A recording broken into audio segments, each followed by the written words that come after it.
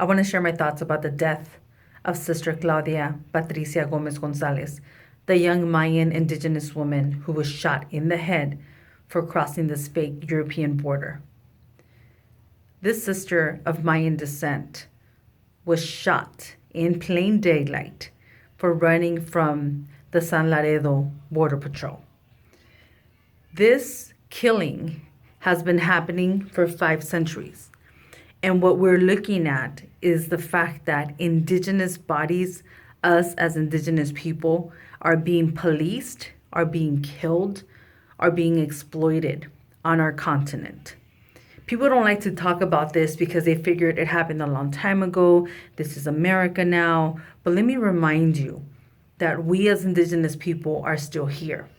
We are full blood. Some of us are mixed blood. But we continue to be the owners of this continent. It doesn't matter how many centuries we've been invaded and terrorized and raped by European colonialism. We are still here, and we have the right to migrate on our continent. What this is a reflection of is settler colonization, genocide. She is a victim of genocide. Genocide has been happening for 5 centuries. And yes, even though that concept does not apply to our experience, it fits every definition. And our experience as indigenous people was actually used by Raphael Lemkin, the Polish Jew who created the concept of genocide. Do your research. Find out how he studied, how he came up with examples that came out to be the key definitions and key moments of the concept of genocide. This is about illegal immigration, but the illegal immigration that we should be referring to is the one that started in 1492. And what that illegal immigration of Europe to our continent has caused in 5 centuries. In these 5 centuries, 95% of our population has been killed. Our resources have been taken away from us. We have been destroyed systematically through a process of genocide. Our languages have been forbidden.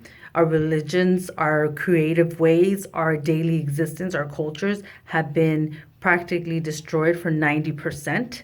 Universities, our libraries, our education systems, our cultural trademarks have been dismantled by this system of white terrorism, or what is known as white supremacy. And this is an example of white terrorism. This is an example of settler genocide, settler violence on bodies of indigenous people that have been migrating on this continent for thousands of years.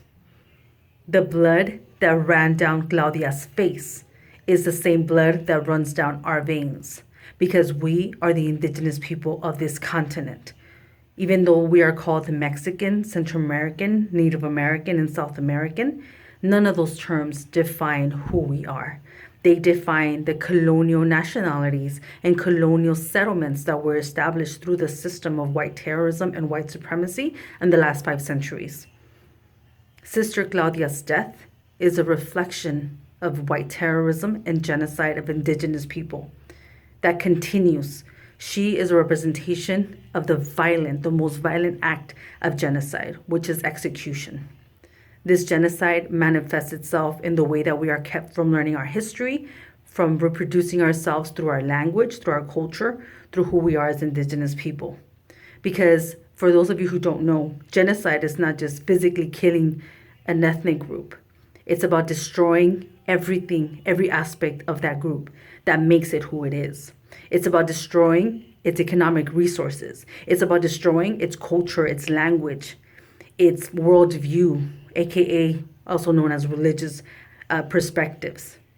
That is what this is about. This is an example of indigenous genocide being practiced by the American government that offshoots into different governments and different states. But they all practice the same thing. White terrorism, settler violence continues.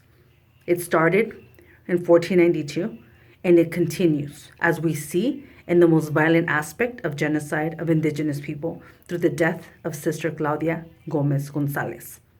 This is Itlali with Nicantlacawoman Warriors in Nicantlaca University.